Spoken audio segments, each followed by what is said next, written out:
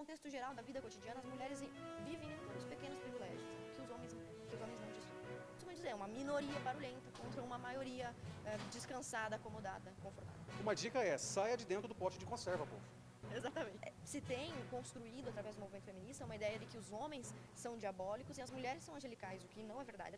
O parlatório tem a honra de receber a Ana Campanholo, deputada estadual por Santa Catarina. Você já deve ter visto N vídeos dela, entrevistas maravilhosas, e ela provoca. Aliás, ela não se permite ser provocada. Seja bem-vinda. Estou muito feliz de estar aqui com vocês, é uma honra, a mesa está cheia de celebridades da política, é realmente muito legal vocês terem organizado mais um evento desse, então deixo meus parabéns e dizer da minha satisfação de estar com vocês. A honra é nossa. Ana, eu tenho acompanhado você de forma assídua, via sua ascensão política, agora em cargo eletivo. Qual é a tua principal bandeira? Não necessariamente política, mas aquilo que te move.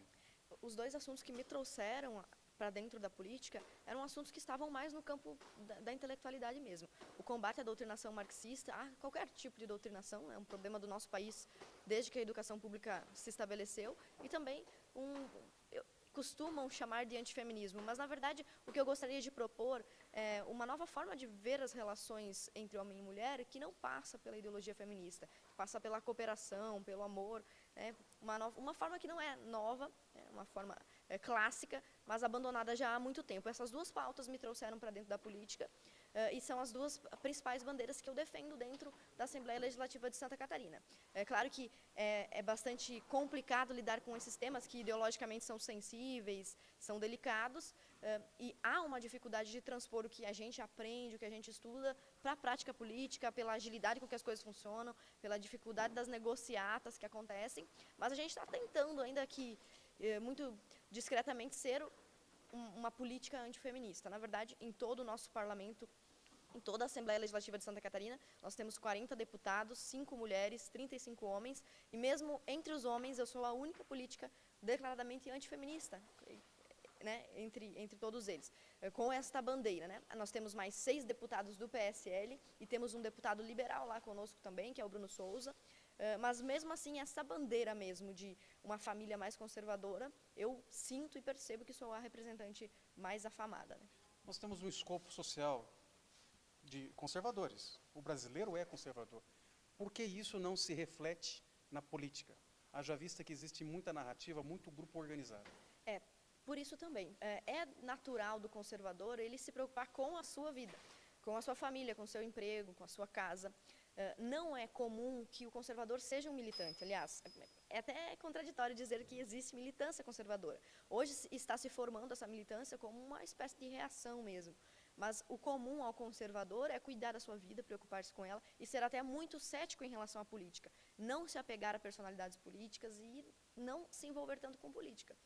Uma característica que se criou no nosso país, né? Sempre foi assim. Mas agora, graças a Deus, a gente está tendo uma transformação, inclusive na forma de sentir do nosso conservador, que consegue, por exemplo, se apegar muito à imagem do Bolsonaro, criar imagens de políticos que ele não apenas tolera, que ele gosta, que ele defende.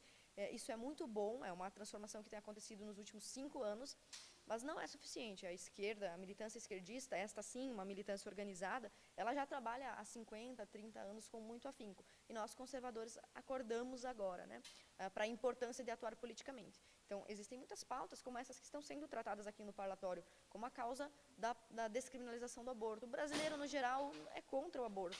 Mesmo assim, essas pautas parecem avançar. As ideias das radicais feministas, elas são minoria. A ideia dos abortistas são minoria. Ideias de pessoas... Mas reverbera mais.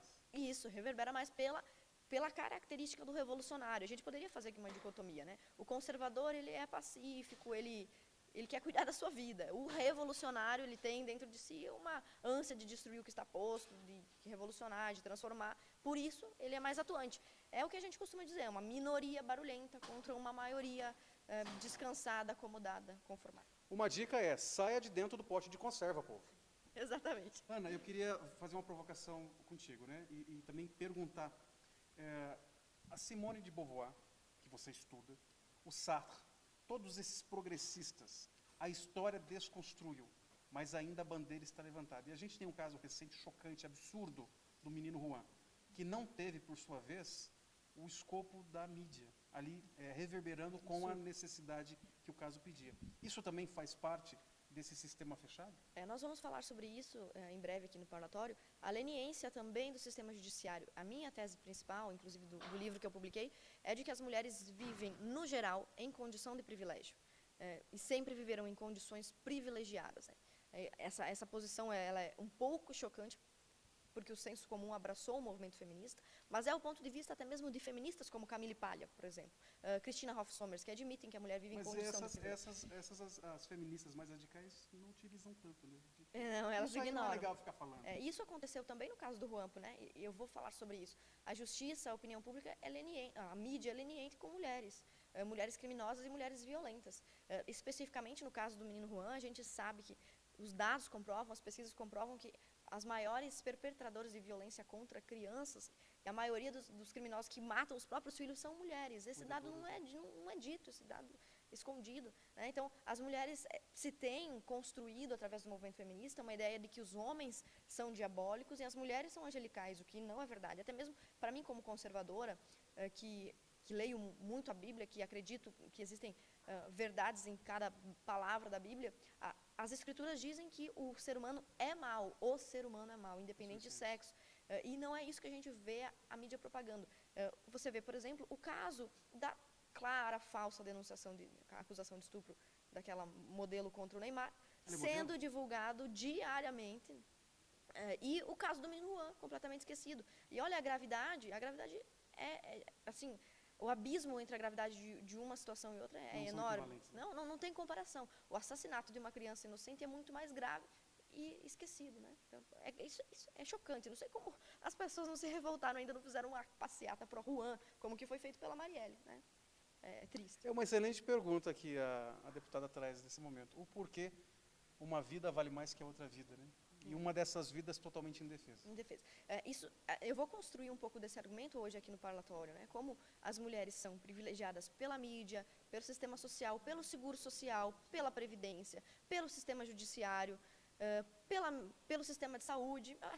A gente ouve as feministas, por exemplo, dizendo que a medicina é uma ciência machista, que os médicos são machistas. Isso é completamente absurdo. Os investimentos, por exemplo, no combate ao câncer de mama, que afeta só mulheres, são 7 vezes maiores do que os que combatem o câncer de próstata, que afeta somente homens. Então, o sistema de saúde não é machista, o judiciário também não é. As mulheres, por exemplo, ficam com a guarda dos filhos quase automaticamente, com base em qual pressuposto? Apenas na subjetividade de que a criança deve ficar com a mãe?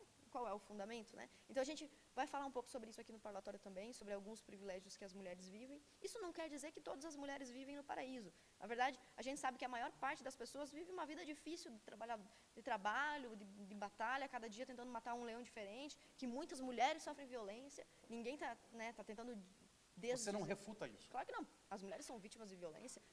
O ponto central é que os homens são vítimas de violência 10 vezes mais, 13 vezes mais, dependendo do tipo de crime. Crime violento 10 vezes, crime de estupro, se você considerar o estupro dentro da penitenciária, são quase taxas iguais. Nos Estados Unidos, por exemplo, a violência doméstica já atinge, de cada 10 vítimas, 4 são homens. Então, você está quase equiparando ali violência doméstica contra homens e contra mulheres. Ninguém está dizendo que as mulheres não sofrem violência, elas sofrem. Mas é preciso perceber que, num contexto geral, tirando as exceções, porque o crime ele é uma exceção, né? O crime, a violência é uma exceção. No contexto geral da vida cotidiana, as mulheres vivem inúmeros pequenos privilégios, né? que os homens não desfrutam. E você acabou de comprar mais brigas com essa tua fala. Eu quero dizer para você uma coisa bastante simplista. Você traz a baila, né? Você traz essa conversa, você tem levantado uma bandeira que você tem falado quase que de forma solitária, quando a gente pensa na grande mídia. Mas a tua fala, ela toca os corações dos conservadores e daqueles que ainda entendem que sociedade saudável se faz com família. Pode soar um pouco presunçoso, mas o Bolsonaro diz que ele acredita ter uma missão dada por Deus. E eu acredito que todos nós temos uma missão dada por Deus. Alguns não descobrem ou se negam a cumpri-la. Mas como mulher eu percebo que esse é um chamado que eu posso cumprir de uma forma que os meus outros colegas do PSL, são 5 deputados homens, eles não podem fazer isso. Aliás, os outros 35 deputados não fazem 10% em defesa dos próprios homens. É porque eles têm medo da retaliação, da opinião pública. E eu, por alguma razão, Deus me fez assim, meio nem aí para nada. E eu agradeço a Deus, entendo esse chamado, e eu quero defender. Eu não quero atacar as mulheres, eu sou mulher. Eu fui muitas vezes acusada de defender, por exemplo, a violência contra a mulher. Maluquice, por acaso eu chego em casa e fico me autoagredindo? Absurdo isso, eu quero que eu apanhar na rua. É absurdo, eu não defendo nenhum tipo de violência contra as mulheres, aliás, nenhum tipo de violência contra nenhum ser humano. Só que é preciso... Qual é o fundamento, qual é a justificativa do movimento feminista? Diz que a mulher sofre mais, e por isso ela deve ser mais defendida. É isso que fundamenta a existência do próprio movimento, pois eu acredito, creio, inclusive baseado em estudos e estatísticas, que é o contrário, é o homem quem sofre mais, e por isso eu acredito que ele deve ser um pouco mais, receber um pouco mais de atenção. Eu dei o exemplo para você aqui do caso do câncer, né? Os homens eles são vítimas de cânceres fatais em maior quantidade, e mesmo assim recebem uma menor atenção. A gente poderia falar sobre crimes violentos, os homens recebem proporcionalmente uma punição mais severa. Nos Estados Unidos, se não me engano, em 1990, uma mãe, acho que foi no 1990, uma mãe assou o filho no micro-ondas e ela recebeu uma punição de 3 anos. Ela vai ficar 3 anos presa. É absurdo imaginar essa pena para uma mulher que cozinha seu próprio filho, se fosse um homem. A própria Simone de Beauvoir, que você citou aqui para mim, você acabou de mencionar. Simone de Beauvoir era uma mulher que tinha relações lésbicas com suas alunas. Ela aliciava vulneráveis, meninas de 16 anos refugiadas, fugidas da Rússia, fugidos do regime nazista. Adolescentes em situação vulnerável e as explorava sexualmente e não foi punida.